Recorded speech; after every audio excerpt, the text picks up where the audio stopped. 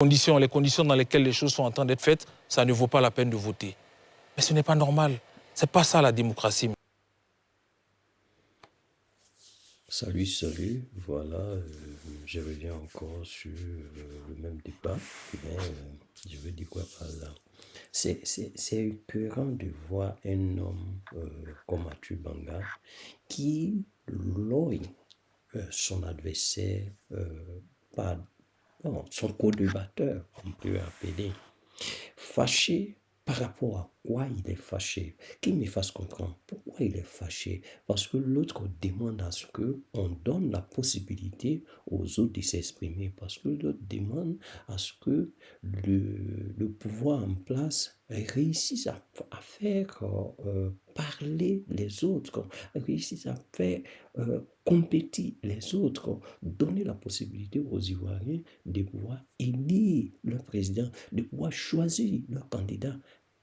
Tout cela est inclus dans le discours de notre maître, comment il s'appelle? Maître, son nom ne me vient pas. Il s'appelle, c'est le représentant du COGEP. Et là, le monsieur, il est fâché. Vous allez voir, lui, son intervention fougueux, très hautain, il sera vraiment dévastant. Et moi, je n'arrive pas à comprendre pourquoi il a cette attitude, pourquoi il se comporte de la sorte. C'est éclairant de voir ça, c'est malsain, parce que déjà, on voit une rancœur en lui, on voit une haine qui se développe au fur et à mesure que le jeune parle. Mais c'est un moment de dialogue, c'est un moment d'échange d'idées, c'est tout. C'est un échange d'opinions. C'est un échange d'opinions. On peut pas, je sais pas. Ce qu'il lui dit là, c'est pas, ça ne vient pas influer sur ta vie privée, ça ne vient pas t'enlever ton nom, ça ne vient pas enlever ta dignité. Moi, je ne comprends pas. Tu restes tel que tu es. Tu restes tel que tu es. C'est simplement son avis. C'est simplement son avis. Mais pourquoi alors se fâcher tant? Pourquoi alors s'indigner tant? Pourquoi alors haïr de cette manière-là? On le voit. Ça se voit. Mais ce qu'il dit, est-ce que c'est pas la vérité? Écoutons Atu Banga, qu'est-ce qu'il lui dit de vrai? Parce qu'on a l'impression qu'il n'a pas encore compris pourquoi l'opposition se plaint. Monsieur Diarasouba, ce n'est pas cela. Donc nous appelons le gouvernement à la table de discussion pour qu'ensemble on puisse trouver des solutions aux problèmes qui se posent. Il faut, après toutes ces décisions judiciaires, que le politique maintenant prenne la décision qu'il faut pour apaiser les choses. Voilà ce que nous disons. Bonsoir Banga. Ali, moi quand j'entends laisser tout le monde aller aux élections, je me demande où nous sommes. Donc on n'a plus de constitution, on n'a plus de code électoral, on n'a plus de code national. En fait, on n'a plus de loi. Moi, je voulais intervenir là parce qu'il me fait fâcher aussi, parce que je viens juste de le dire, que pourquoi il se fâche. Non, mais regardez un homme pareil. Quand en 2000, on a éliminé Alassane Ouattara pour s'étant prévalu d'une autre nationalité, vous vous êtes plaint, vous avez demandé à ce qu'on laisse tout le monde se présenter. Alors, il n'y avait pas une constitution. Il n'y avait pas une constitution. Quand, comment on appelle ça? Et en 2000, je crois bien en 2010, et que M. Bédier ne pouvait pas se présenter. Est-ce que vous avez parlé, vous avez branché? Pourquoi vous n'avez pas demandé à ce que, comment on appelle ça? Du moment où le PDCI ne pouvait pas se présenter, vous n'avez pas parlé de ça. À votre tour, quand on vous enlève, vous voulez qu'on vous insère. Mais au moment où on demande aux autres qu'on demande à ce qu'on les insère, vous dites non. Votre 2 poids 2 mesures, c'est ça quoi. Mais c'est ça on appelle, vous êtes vraiment foncièrement mauvais. Tous ceux qui suivent ce parti du RDR sont, je peux dire qu'ils sont foncièrement mauvais parce qu'ils voient la vérité et ils font fi de cette vérité-là. Mais quand même, on ne peut pas se comporter comme ça. Excusez-moi, mais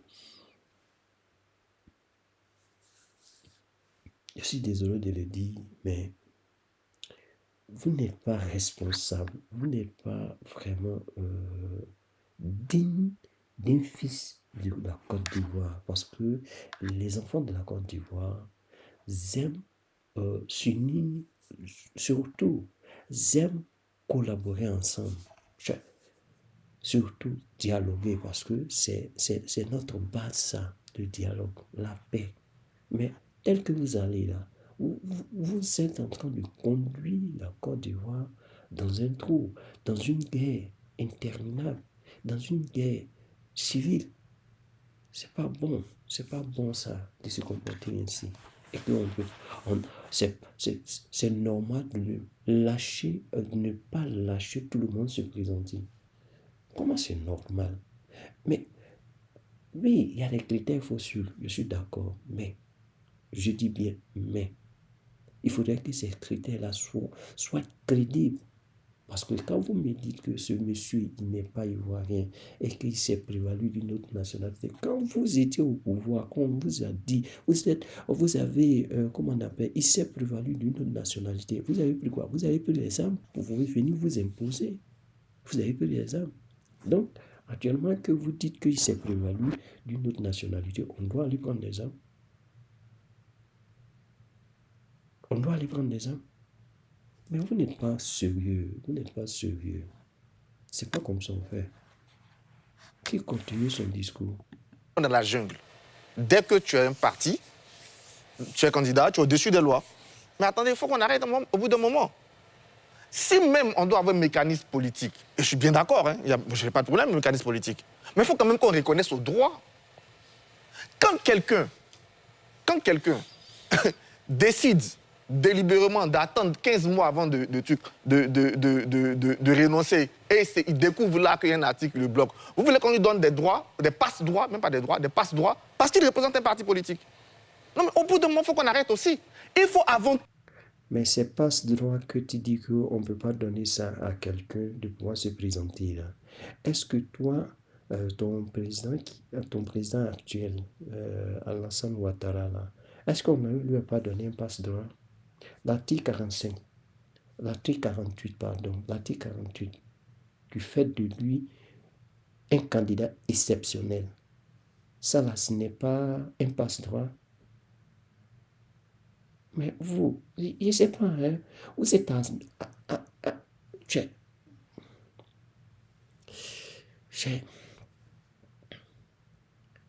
continue. Toute chose, rappeler à chacun ses responsabilités. Être homme politique ne te met pas au-dessus de la loi. Jamais. Au contraire, ça t'oblige même à respecter la loi plus que les autres.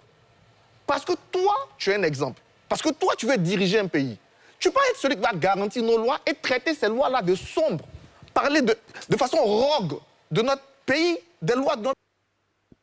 Attends. Saisira cet élément de trucage et que par conséquent, toutes les conclusions pourraient être tirées. Il serait inconcevable que les ressources des contribuables français, européens et autres soient utilisées pour essayer de conforter une mascarade et mettre en place une dictature de manière légale en Côte d'Ivoire. Donc lui là, au moment où on faisait tout ça là, c'est en même temps qu'on écrivait les lois.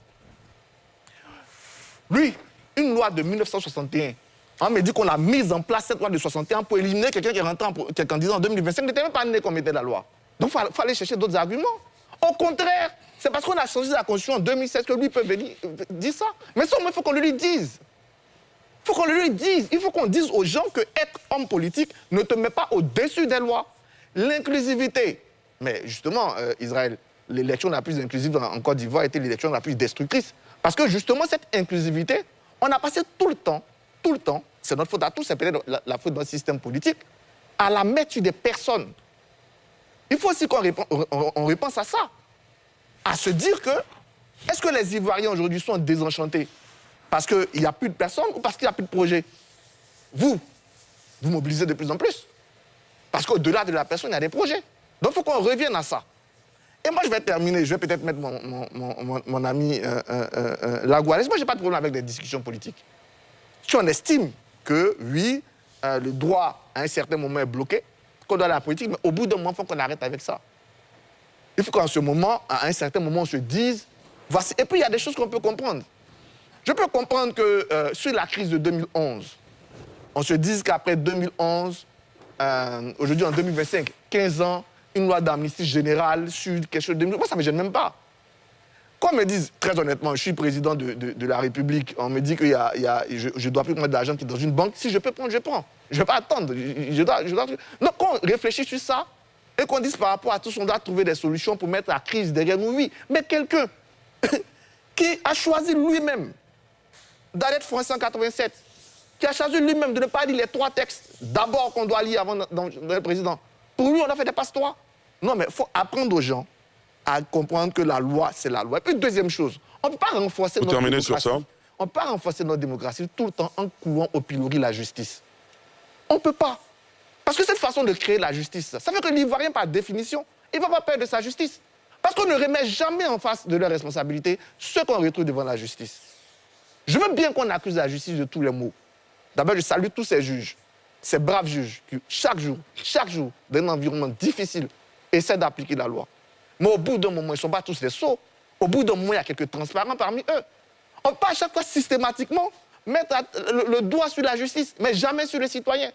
On se plaint que les citoyens qui ont le droit de porter plainte vont porter plainte. Pourquoi il y a 100 plaintes? Mais si, c'est tout ça la notion de justice. Et il faut qu'on inculque. Parce que quand vous venez dire la justice aux autres, jusqu'à présent, vous n'avez pas un début de preuve. Et certains vont casser même le soupçon. On récolte ce qu'on sème. Si on sème tous les jours l'idée que notre justice, elle est de fait foutue, mais on va casser cet amour. Cet amour avec les Ivoiriens va revenir pourquoi? Il va revenir tout simplement parce qu'on aurait créé des citoyens. Des citoyens leur disant que la vie politique ne se résume pas à des hommes politiques, fut-ils géniaux. On vous a bien compris, professeur Banga. Alafé Wakili, ensuite Fabrice Lago. Allez-y, Alafé. Je crois que tout le monde est d'accord que les questions de la nationalité sont gérées par un tribunal civil et que la question de la nationalité est une question préjudicielle, comme a dit Israël Guebo. Il s'est trouvé qu'en 2000, les arguments sur lesquels les gens se basent en disant une décision a été rendue, en 2000, aucun tribunal n'avait déclaré que le président Ouattara n'était pas ivoirien. Aucun tribunal n'a déclaré que ses parents ne sont pas ses parents. Aucun tribunal n'a démontré que ses parents ne sont pas ivoiriens d'origine.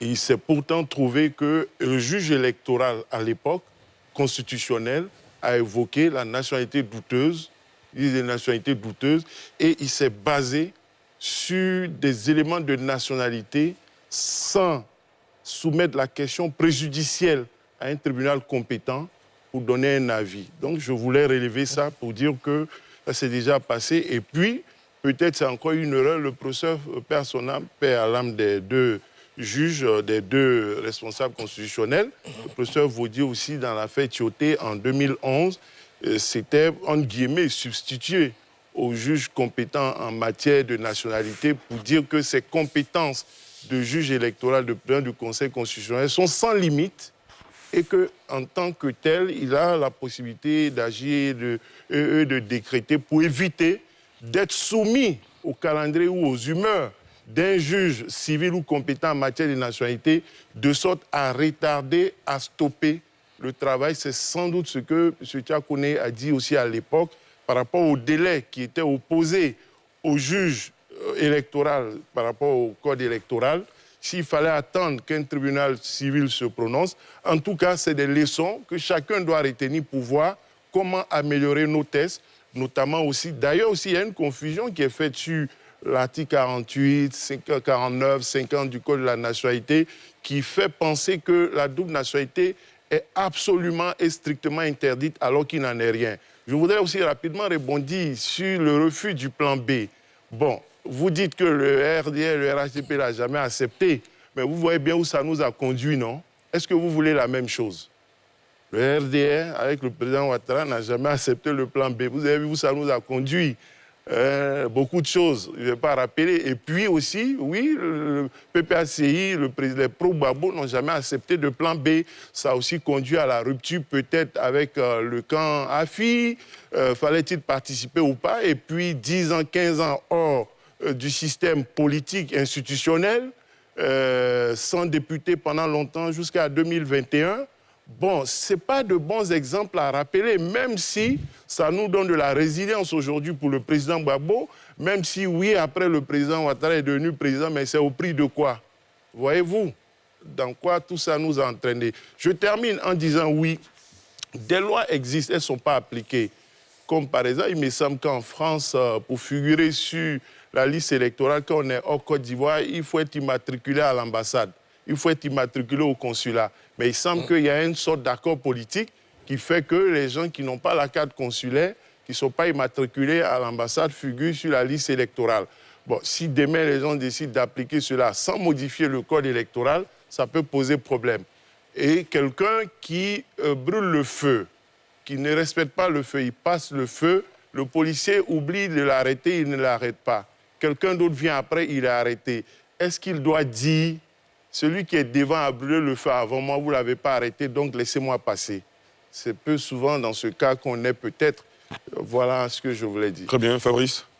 Merci, M. Djerasouba. Moi, je suis content d'entendre M. Alafé dire que le RADP n'est pas un bon exemple à suivre. Je pense que cela règle déjà la problématique. J'aurais aimé que peut-être qu'il détaille les actes posés par le RADP qui ne souhaiteraient pas que ceux dont les candidats sont recalés aujourd'hui suivent, mais peut-être que prochainement, il Je vais le parler tout à l'heure. Je peux dire, le président Ouattara lui-même, en 2011, quand il est arrivé au pouvoir, il a dit qu'il regrette et il demande au FPI qui voulait boycotter, dont j'ai parlé de l'élection, justement, j'ai parlé du boycott du FPI, qui voulait boycotter, dit de ne pas commettre les mêmes erreurs que lui à l'époque. Voilà. Effectivement, donc ce sont des conseils que le président Ouattara a donnés lorsqu'il est arrivé au pouvoir.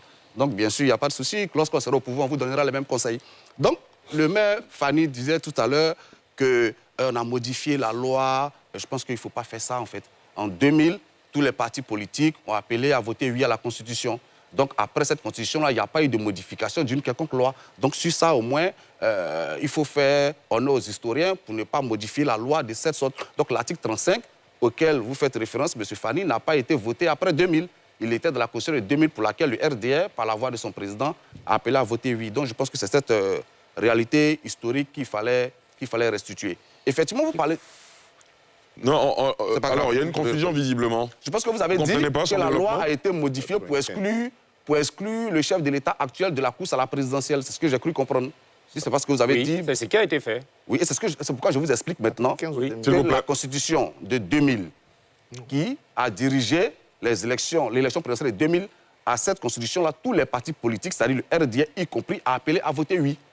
Donc, il n'y a aucune loi qui a été modifiée après pour exclure M. Ouattara. Et même si, comme disait M. Achi Banga, le président Laurent Gbagbo a dit on a mis l'article 35 pour exclure Alassane Ouattara, mais Alassane Ouattara a appelé à voter oui à ce fameux article 35 avec la Constitution de 2000.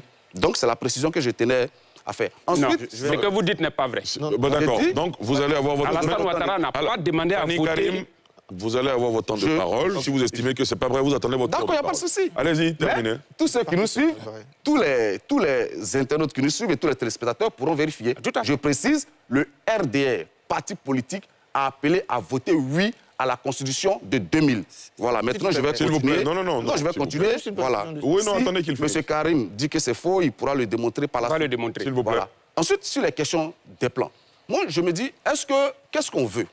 Est-ce qu'on veut que, par exemple... Sur la question des plans. Sur la question des plans B, qu'est-ce qu'on veut? Les alternatives. Est-ce qu'on veut que M. Thiam ou le président Laurent Gbagbo ou Charles Blé Goudou Soro Guillaume forment une rébellion et occupent 60% du territoire? Est-ce que c'est ce qu'on veut? Parce que peut-être qu'en ce moment-là, on trouvera légitime leurs revendications. Parce que je me rappelle, lorsqu'on s'est retrouvé à Makoussis, l'une des premières revendications, lorsqu'on était, c'était que tous les partis participants à Makoussis soient candidats à l'élection présidentielle. Et en ce moment-là, pourtant, il y avait une loi qui régissait quand même l'élection dans notre pays. Donc, est-ce que... Laquelle de ces lois empêchait Ouattara d'être candidat? Est-ce que vous pouvez dire... Non, Ali, c'est juste pour lui apporter des précisions. Je dis... Laquelle des lois empêchait le président Alassane Ouattara d'être candidat et qui...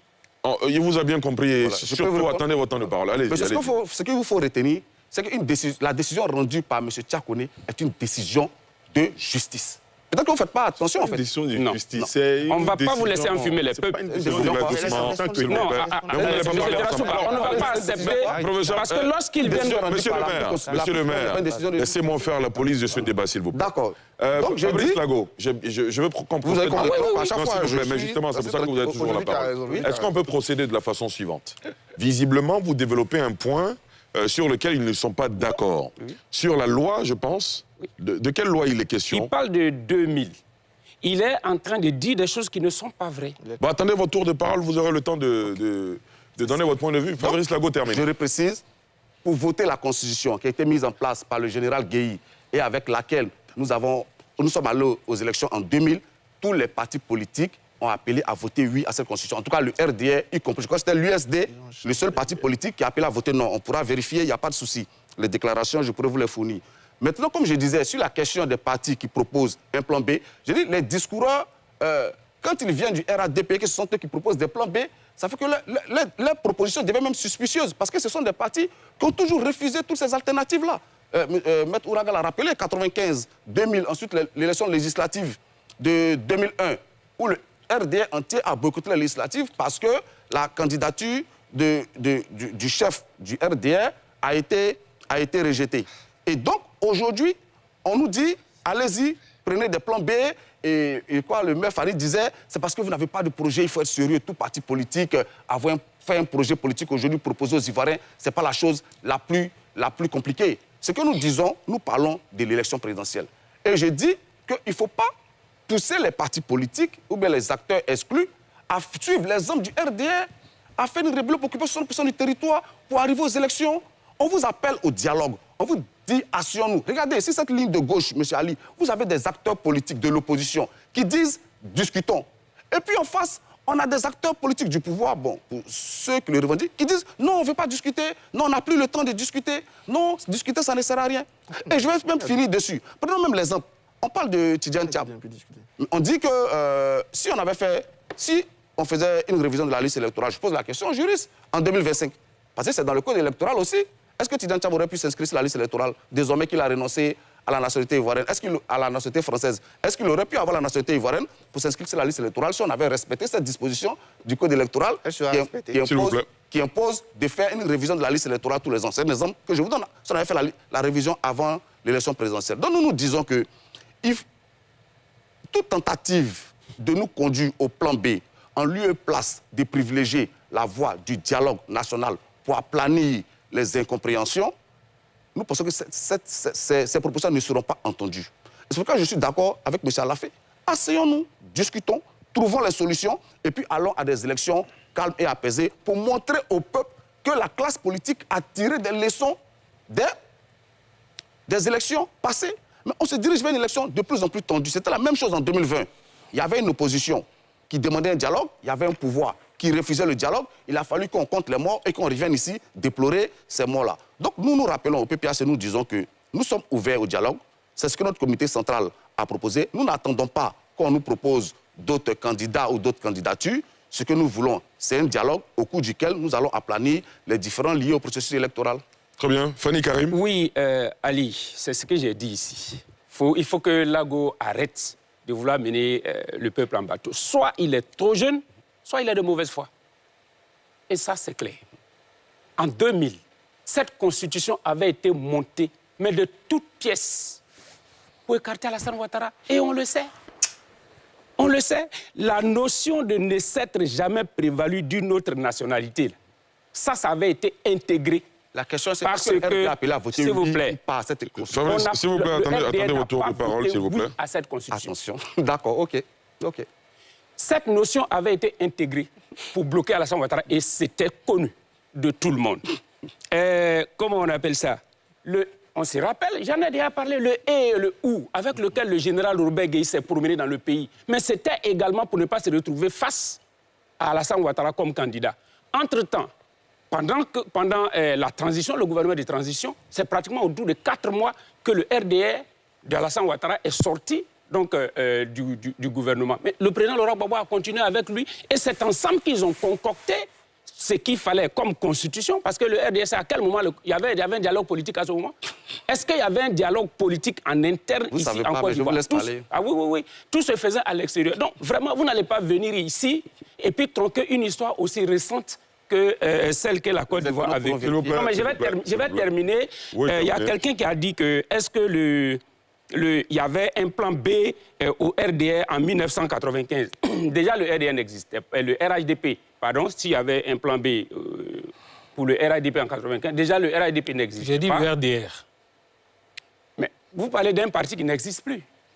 Si vous dites RDR, vous parlez d'un parti... Oui, oui, oui. Si vous dites RDR, peut-être qu'il faut que je vous l'apprenne. Si vous parlez de RDR, vous parlez d'un parti politique qui n'existe plus et qui n'a pas de représentants sur ce plateau. Parce que le RHDP a été d'abord créé comme un groupement de partis politiques. Et puis, à un certain moment donné, les responsables de ces partis politiques se sont assis et ils ont abrogé ce groupement de partis politiques. Et un manifeste avait été écrit pour créer le RHDP unifié comme parti politique. Donc, le RDR auquel vous faites référence, il n'existe pas sur ce plateau. Voilà. Très bien. C'est pas la réponse à la question. S'il vous plaît, laissez-moi faire la police sur ce plateau. Israël Guébo, c'est à vous. très sage. Je reviens à vous tout à l'heure. Oui, bien sûr, heureusement. Merci. Israël Guébo, allez-y. Je voudrais qu'on revienne sur la question de l'incident. On est d'accord.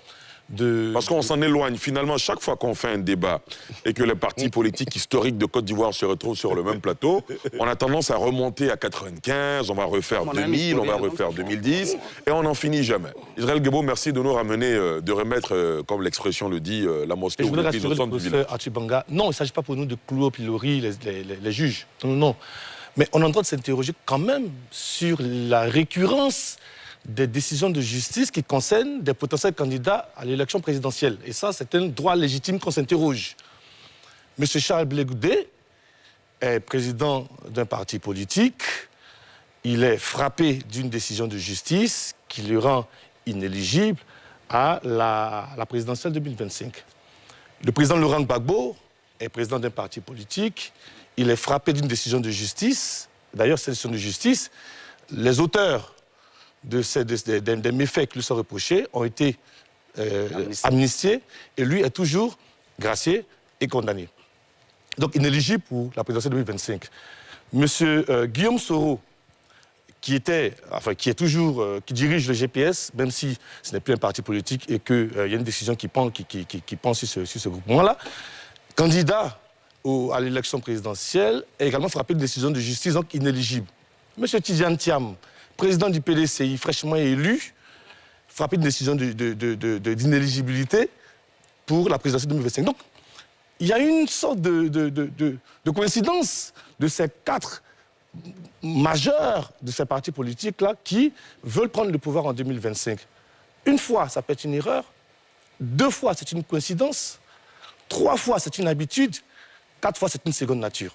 Donc, nous, on a le droit de s'interroger. Est-ce que ces 4 personnes-là se sont concertées pour avoir des méfaits et se discréditer vis-à-vis de l'élection présidentielle? Ou alors, finalement, est-ce qu'il n'y a pas une intention cachée derrière d'utiliser quelques artifices pour les écarter? Parce que finalement, ce qui se trame aujourd'hui et ce qui se dessine aujourd'hui, c'est un boulevard ouvert pour le parti au pouvoir pour avoir, je l'ai dit et je vais le répéter, pour faire en sorte que forcer ces partis-là à avoir un plan A, un plan B et un plan C. Voilà ce que je voulais dire sur cette question-là. Ali. Très bien. Alafé Ouakili, ensuite Arthur Banga. Bon, pour revenir rapidement sur 2001, ça fait 25 ans. Hein, c'est cela. Même, ça fait beaucoup. Et la séquence, l'historien pourra dire, les internautes, la séquence est que le président Ouattara appelle à voter oui sur la version OU. Voilà, c'est ça. Et la veille du référendum, la version est signée par décret et publiée au journal officiel. Et c'est elle qui est validée nuitamment la veille du référendum. Et après le oui donné par le président Ouattara et le RDR à l'époque pour voter la version OU. Étant entendu que pour lui, OU comme et il était bel et bien ivoirien, bel et bien vous confirmez donc... Oui, il a appelé à voter oui à une version... Parce que M. Fani disait... Non, on n'acceptera pas ça. Mais s'il vous plaît... Il a appelé à voter oui à une version qui a été modifiée. À une version qui a été modifiée... La constitution qui a été adoptée... Vous n'allez pas parler ensemble, s'il vous plaît. À une version qui a été modifiée après son oui. C'est votre version de fait. Non, c'est de l'histoire. Et l'histoire se fout de vos émotions. S'il vous plaît, s'il vous plaît.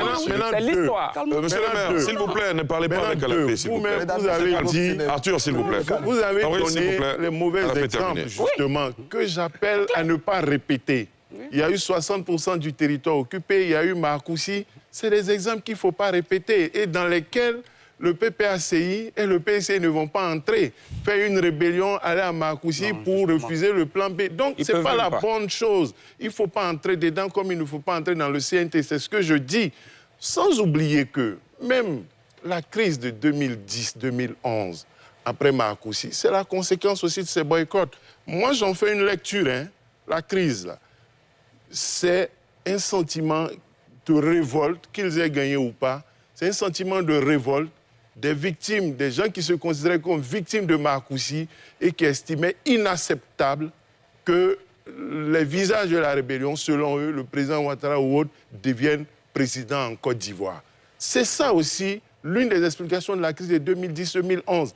Les gens qui ont accepté Marcoussis, qui prétendent avoir accepté une candidature à titre exceptionnel en espérant que ce soit une seule fois, au lieu de modifier la Constitution lorsque c'était possible, en se disant que Ouattara et Bédié ne pouvaient jamais gagner, et c'est exceptionnel, ils ne pourront plus jamais être candidats, ils ont été confrontés à une revendication de victoire qu'ils ont estimée inacceptable. Et ça nous a conduit à 3000 morts. Donc il y a des exemples, il y a des événements passés que nous ne devons pas aussi reconduire les yeux fermés, notamment des accords pour dire, bon, tout le monde y va, parce que ça suscite toujours des sentiments de frustration, des sentiments d'injustice reportés qui, alors qu'on va aux élections en dansant, en s'embrassant, on a un couteau dans le dos et puis après l'élection, on s'entretue.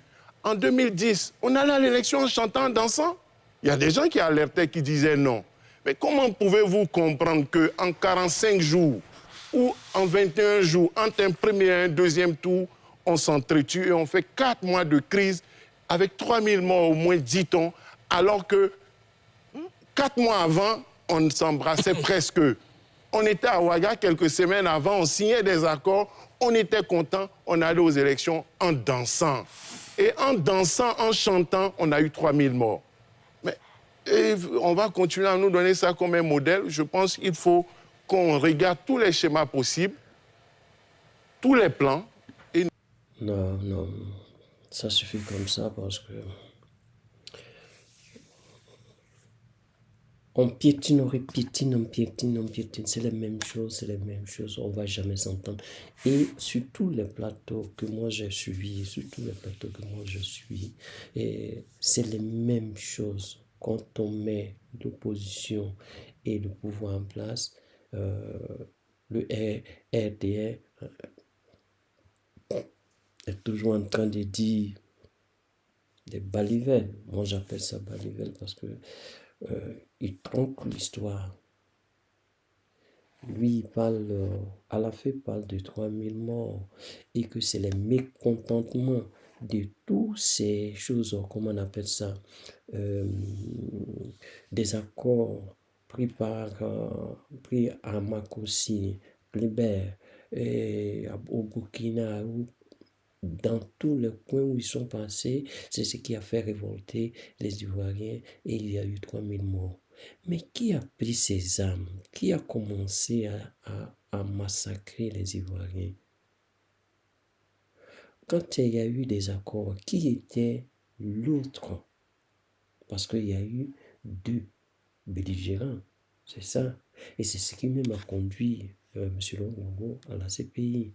À la fin, qui n'ont pas trouvé même un signe d'inculpation, on est revenu à la table de départ. Mais qui a fait ces exactions? Mais on tourne, on revient encore. Voilà des accords pris qui n'ont pas été respectés, vous prenez les armes pour tuer les Ivoiriens et vous venez vous mettre là encore pour dire non, ne répétez pas les mêmes erreurs qui se sont passées, n'allez pas prendre des armes pour venir. Mais si vous fermez le dialogue, qu'est-ce que l'on peut faire? C'est la question que je vous pose. Si vous fermez le dialogue, en 2010, on a fermé le dialogue, on a refusé de vous parler, vous êtes parti prendre les armes. Pendant 4 mois, vous avez bombardé un pays, coupé en deux, bombardé un pays, jusqu'à ce que vous bombardiez le bunker du président. Et ça, vous en êtes fiers. Vous êtes content. Faut pas qu'on va en arriver là. Mais lui, il dit ça dans l'autre sens, parce que le gouvernement aujourd'hui est préparé à toute attaque interne, je veux dire, interne. Parce que si c'est externe, moi, je ne vois pas qu'est-ce que ce pouvoir-là a pour pouvoir répondre à une attaque externe. Tout ça pour brimer le peuple ivoirien. Et c'est pas gentil. C'est pas gentil. C'est pas juste. On ne fait pas ça. Quand vous étiez dans l'opposition, on vous a accepté. Tout ce que vous avez proposé, on a cherché à comprendre. Pas plus tard, je dirais même, père à son âme, M. Laurent Donat-Fologo disait, quand il y a eu ces accords, rentrée ici, sortie là, Marc, aussi Kléber, Burkina, à vous, la rébellion, au parti de Ouattara, on leur donnait, proposé, parce que les gars voulaient forcément le pouvoir, mais on disait, il faudrait un consensus. Donc, c'est vrai, lui, il est déjà au pouvoir, Laurent Gbagbo est déjà au pouvoir, mais les composants du pouvoir doivent être composés de tous les partis politiques. Ils ont proposé 7 ministères au RDR en son temps, a dit non. Vous pouvez demander, il y a le témoin même qui est là, Soro Diom. Soro Diom est témoin, il va vous relater ces faits-là. Aujourd'hui, vous ne pouvez pas vous cacher. Quand on dit, vous avez parlé sur tous les toits, rentré sur sorti là, Alassane n'est pas le père de la rébellion. Mais il y a des vidéos qui démontrent A plus B qu'il est le père de la rébellion. Il dit qu'il n'a jamais vu Zakaria ou comment il s'appelle, IB ou bien quoi que ce soit. Mais il y a des vidéos qui démontrent que ce monsieur, il les connaît. Il a pris des photos avec ceux-là. Mais de quoi vous parlez? Moi, j'ai arrêté la vidéo parce que je trouve que c'est indigne, c'est malsain de parler de cette manière-là. Et on appelle la parole là? C'est une expression, je peux dire, être de mauvaise foi. C'est ça. C'est être de mauvaise foi. Et c'est pas bon. On fait fi de la vérité. C'est pas juste. C'est pas juste. Mais moi, je dis ça par rapport à quoi? Par rapport au pouvoir en place. Si vous fermez le dialogue, c'est la catastrophe. Si vous fermez le dialogue, le peuple va se soulever. Si vous fermez le dialogue, il n'y aura jamais d'élection. Et ça, vous devez le comprendre. Ça, vous devez le comprendre. Donc, cherchez à parler à votre mentor d'ouvrir le dialogue. On vous a demandé de faire RLE. Vous n'avez pas voulu. Il y avait du temps. Il y a encore du temps. Parce que les élections passées, vous l'avez fait. Vous l'avez fait. Au mois de juin, vous avez fait cette révision de liste-là. Combien il faut? Il y a encore le temps. C'est vous qui dites non, il n'y a pas le temps. On vous a donné 27 milliards pour faire cette liste-là. Qu'est-ce que vous avez apporté? ce torchon-là. Regardez, c'est vous qui êtes là et c'est vous qui pensez que la liste est bonne. Mais une personne, une tierce personne, ou même si on dit une personne tiers, mais une tierce personne dit que la liste n'est pas prenable, la liste n'est pas bonne. Avec cette liste-là, si on va aux élections, c'est-à-dire c'est écrit Alassane Ouattara, président. C'est pas écrit liste électorale, mais c'est écrit Alassane Ouattara, président.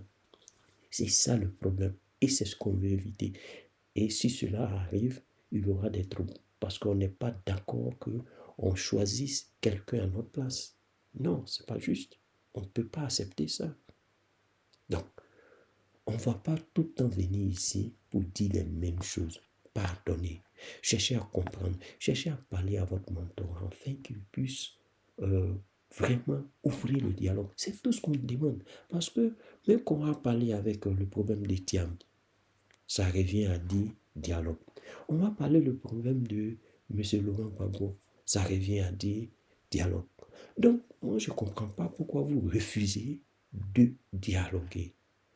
En temps, on peut dire que en Côte d'Ivoire, le principe de vie, c'est le dialogue. Pourquoi on appelle la Côte d'Ivoire pays de paix? C'est parce qu'on dialogue toujours. C'est parce que quand il y a un problème, on s'assoit et on en parle. C'est pourquoi un pays de paix, c'est basé sur le dialogue. On se dit la vérité et puis on se met ensemble. C'est tout. Mais vous refusez catégoriquement de dialoguer. Comment on peut s'en sortir? Comment on peut s'en sortir? Et vous dites non, n'allez pas prendre les armes, que ce qui s'est passé en 2011, il ne faudrait pas que ça arrive encore. Mais si vous... Les gars, ne nous faites pas chier. Même si on vous parle avec politesse, mais nous, ne nous faites pas chier.